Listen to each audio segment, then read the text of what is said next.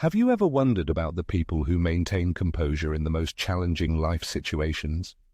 It seems as if nothing can disturb their inner balance, while ordinary troubles evoke a storm of emotions. What is the secret to their unwavering tranquility? The answer lies in the realm of psychology, and Swiss psychiatrist Carl Jung offered a key to understanding this phenomenon.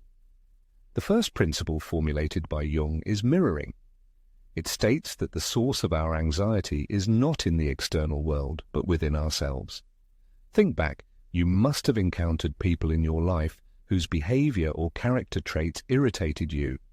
Perhaps it was arrogance, ignorance, or a dismissive attitude.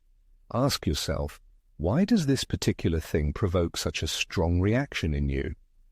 Jung asserted, everything that irritates us about others can lead us to an understanding of ourselves. Let's consider this idea in more detail. Remember a colleague who is disrespectful or a former partner who ignored you. If their actions sting you, the reason lies not in them, but in an unhealed wound within you. The world around us acts as a mirror, reflecting our own weaknesses and vulnerabilities. An emotional reaction to external stimuli indicates that we see a reflection of our own insecurity. Awareness of this principle allows us to change our reaction to external influences. Suddenly, insults and negative manifestations begin to bounce off without causing harm. Remember that unpleasant moment when someone's remark clouded your day. Why did this happen? Most likely, a fear crept into the depths of your soul that there was some truth in those words. However, when a person has a clear self-awareness and self-confidence, no external statements can shake their inner stability. This is where true strength lies. Simply put, when someone's words hit home, it's often a reflection of hidden aspects of one's own personality. An arrogant person may remind you of that part of yourself that you don't want to admit. A selfish friend may awaken a secret desire to put your own interests first, but you never dare to do so. And a liar probably points to the lies that you tell yourself, which corrode you from within. Carl Jung called this the shadow side of personality, those aspects that a person rejects, hides, or refuses to acknowledge. And until there is a confrontation with one's own shadow, the external world will continue to exert an undesirable influence. It is important to stop absorbing other people's energy. Why do the opinions of others matter so much? You post something on the internet, and one negative comment can destroy your self-confidence. Coming to a new place, a person immediately begins to worry about what impression they make. Life is spent trying to prove something to others, but it is never enough. And here is the truth. The world will always ask the question of who you are, and if a person does not have an answer, the world itself will define them. The vast majority of people are generally prone to emotional susceptibility, resembling a sponge that absorbs surrounding moods. They allow someone else's mood to completely determine their own state. For example, the anger of the boss inevitably causes anger, and the complaints of a friend plunge into a state of complete exhaustion. The famous psychologist Carl Jung warned against such vulnerability, emphasizing that others can drain a person if they allow it, often without even realizing their actions. However, there is a way to change the situation. It is necessary to stop taking on energy that does not rightfully belong to you. When someone tries to pour out their negativity, you can mentally say, "This is yours, and I do not intend to carry it." Imagine an invisible shield that reflects both compliments and insults. It is you who decides what to take to heart. This is the path to steadfastness. If the words of others have power over you, then this indicates insufficient certainty of your own personality. Lack of trust in your own opinion, insecurity in your own value, and instability of self-perception lead to the fact that others get the opportunity to determine your essence. But as soon as you gain true knowledge about yourself, about your principles and beliefs, no one else's opinion can shake your confidence. Therefore, ask yourself, who am I really? And if you do not have a clear and unambiguous answer, then this is what you should start working on. The third important aspect is the development of an observer mindset. Carl Jung, an outstanding psychologist, emphasized that the path to emotional independence lies through the ability to observe one's own life and not be a passive victim of circumstances. Often people act mechanically, automatically reacting to external stimuli, succumbing to impulses, and later regretting their actions. However, if a person finds the strength to stop and ask themselves, what exactly is causing this anxiety in me, they regain their lost control over the situation. This process can be compared to watching a movie where the viewer observes the plot unfold without getting emotionally involved. They see the unfolding drama but remain a detached observer. Think back to the last time someone made you angry. Perhaps it was an insult being ignored or a display of disrespect. Now, analyze the situation. Did that person really make you feel negative emotions, or was your reaction due to internal factors? Jung argued that no one has power over your emotions unless you allow it. His famous quote, "I am not what happened to me, I am what I choose to become," calls for awareness and responsibility for one's feelings. If someone insults you, you can choose to be offended or remain indifferent.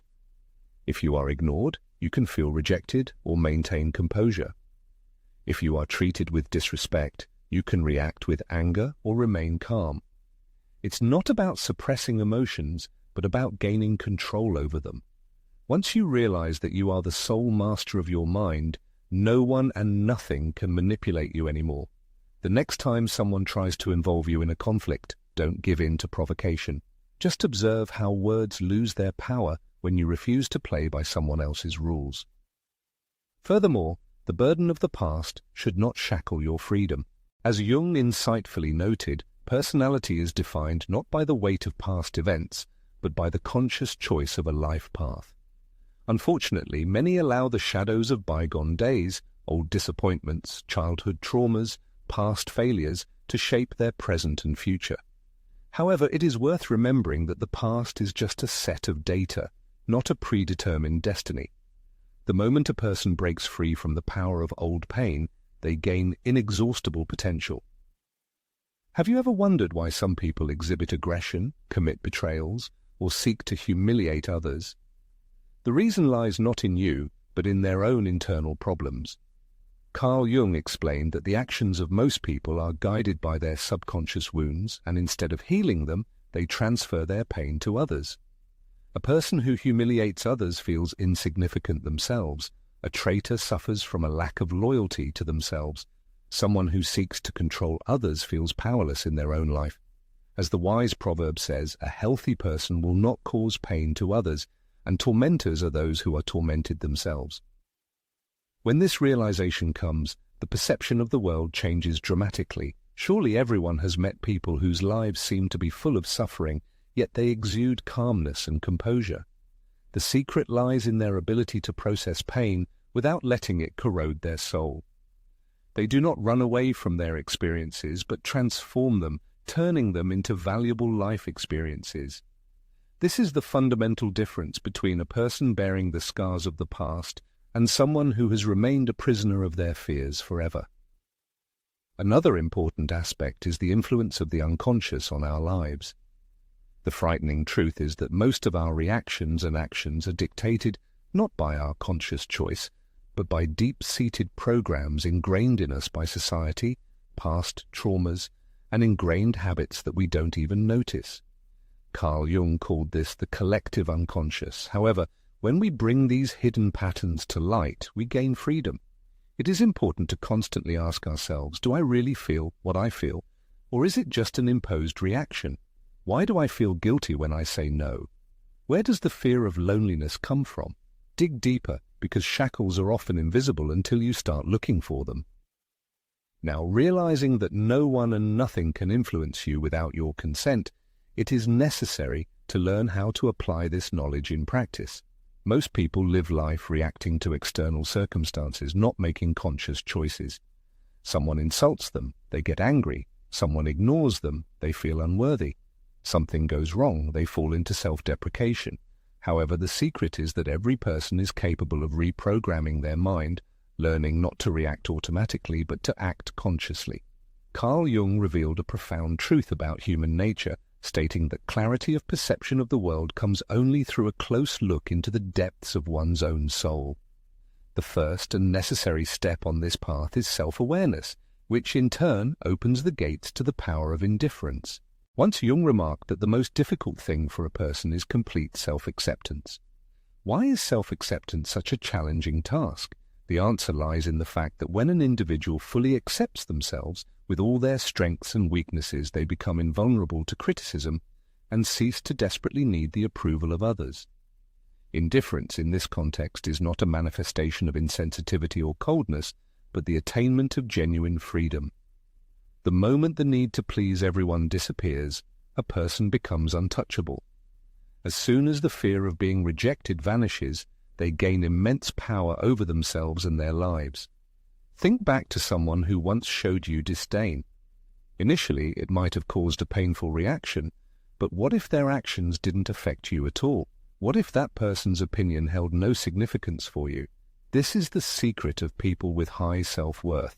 They don't waste energy fighting negativity, they simply don't allow it to penetrate them. Further, we will explore the alchemy of anger, the art of transforming poison into a source of strength.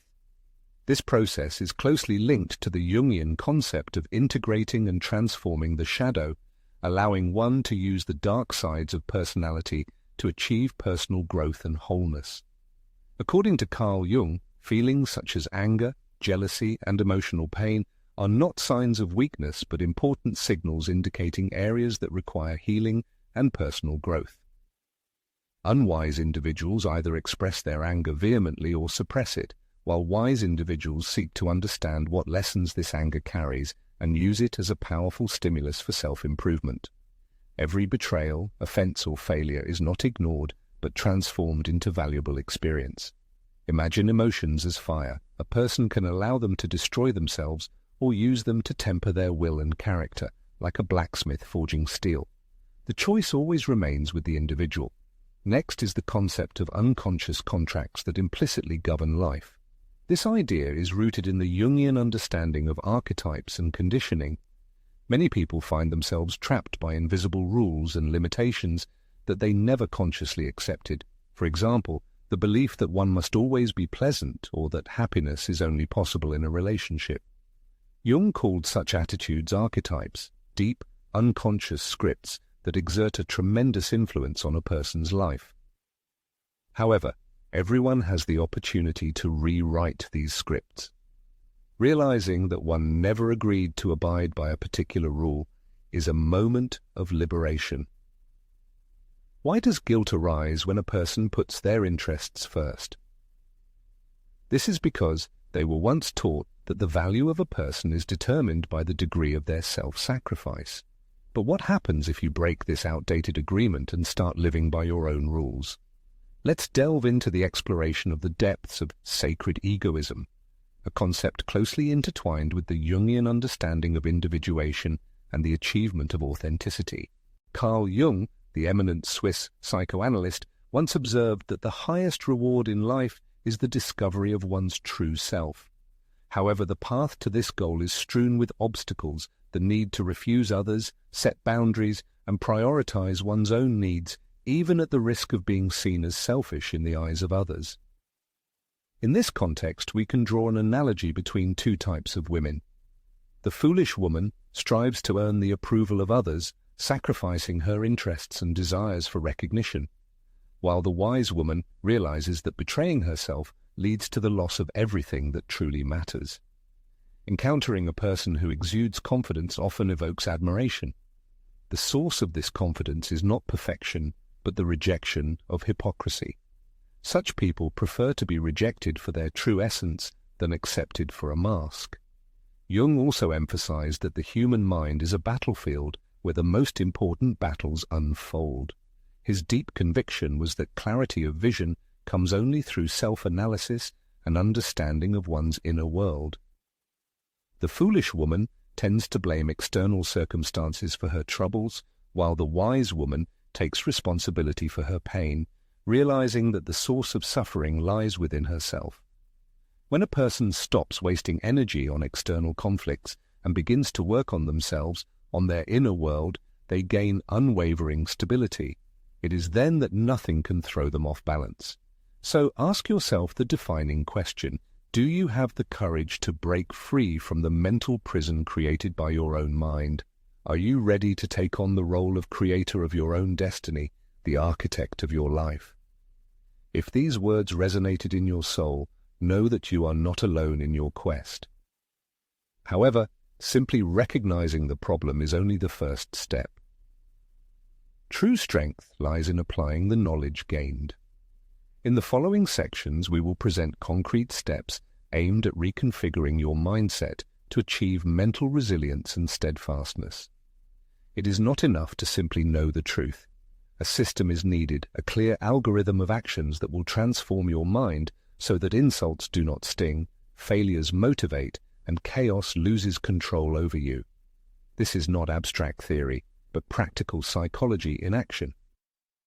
The first step towards change is the daily practice of self-analysis. Every evening, standing in front of the mirror, ask yourself, what caused me anger or irritation today and why? Perhaps it was a comment from a colleague or the tone of voice of a loved one. Try to dig deeper. Remember that any irritation is like a flare pointing to your unhealed emotional wounds. Record all your observations in writing. Over time, you will begin to notice certain patterns, and these patterns will become your personal roadmap to freedom.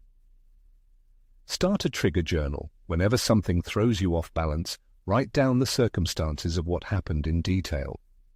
It is important to record only the facts, what happened, what feelings it caused, and why it might have affected you. In just a few weeks, you will be able to predict your own reactions before they even manifest. The next important step towards emotional stability is applying the 3-second rule. When someone nearby says words or performs actions that usually provoke a storm of negative emotions in you, it is recommended to take a short pause, literally 3 seconds, and ask yourself the key question: is this caused by their internal problems or my own? In most cases, it is at this stage that the nascent conflict loses its sharpness and significance. For example, if a manager shows irritation towards you, it is most likely a reflection of their personal stress and tension. If a friend does not keep a promise, it may indicate their insecurity or unreliability. It is important not to transfer other people's problems onto yourself and not allow them to determine your emotional state.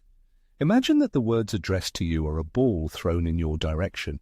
Instead of catching it and joining the game, let it simply fall to the ground. There is no need to pick it up and make this burden your own. The third effective technique is the observer exercise. It consists of mentally detaching yourself from what is happening in a tense situation. Imagine yourself as a spectator watching the scene from the balcony of a theater. Pay attention to the body language of those around you, to your own reactions, to the overall energy in the room. This approach creates psychological distance, allowing you to remain calm. Now you have the opportunity to choose your reaction rather than simply lashing out with emotions. If someone allows themselves to make offensive remarks instead of responding with aggression to aggression, try to look at the situation from the position of a researcher. Ask yourself, what makes this person say such things? Suddenly, you will find that the offender's words lose their power and significance. The fourth stage on the path to emotional stability is building an unshakable framework of refusals, the ability to set boundaries without pangs of conscience. The great psychologist Carl Jung once said, "I am not what others think of me." However, unfortunately, many people live their lives as if this statement is not true. Start small. Practice saying no in minor situations. Refuse extra work if you feel overloaded. Do not agree to evening gatherings if you want to be alone. Each spoken no will be like forging emotional armor, making it stronger and more reliable. Soon you will be able to say no to displays of disrespect towards you without hesitation. With a smile, but firmly state, "I appreciate your opinion, but this proposal is not for me." And remember, no excuses. The fifth stage is conducting a ritual of emotional alchemy, turning painful experiences into a source of strength. When you are overwhelmed by pain or anger, do not try to suppress these feelings. Instead, transform them. Unleash your emotions. Write an angry letter and then burn it. Ask yourself, What lesson can I learn from this situation? Take a concrete step to regain control over what is happening. Block the offender on social networks, enter into negotiations, break off the relationship. In this way, you turn from a victim of circumstances into a strategist capable of managing your life. If you are being ignored, write a letter that you will never send, and then go for a grueling workout. Channel the energy of pain and anger into creation. Use it for personal growth. The next step in self-analysis is a reality check. When a person is trapped in negative thoughts, they should ask themselves, is this the reality of things or a figment of my imagination? Often, agonizing experiences arise not from objective circumstances, but from speculation and assumptions. For example, the phrase, "they don't appreciate me," may just be an interpretation of a single instance when people were busy with their own affairs. It's important to learn to separate facts from fears, replacing anxious questions like, "what if?" with more rational ones like, "so what if?" So what if I don't please someone? Such a reassessment of the situation helps to reduce the scale of the problem and see it in its true light. The seventh step is affirming your own value. You need to formulate a key statement about yourself that no one can refute. For example, I am strong and resilient. I am able to learn and adapt. My value as a person is undeniable. It is important to repeat this phrase daily, especially in moments when doubts overwhelm you. This will become a kind of mental anchor that will help you maintain self-confidence. The statement should be brief and undeniable, even if at the moment a person does not fully believe in it. The subconscious will perceive this information and begin to work in the right direction. The proposed steps are not a magic wand, but rather a system of exercises for developing psychological resilience. As in sports, regular practice will lead to strengthening mental strength. The main question is, which step to start this path of self-improvement with? Everyone can share their thoughts and plans in the comments. And if there is a desire for a deeper study of your shadow side, you should subscribe to updates. This is only the beginning of an exciting journey to self-knowledge.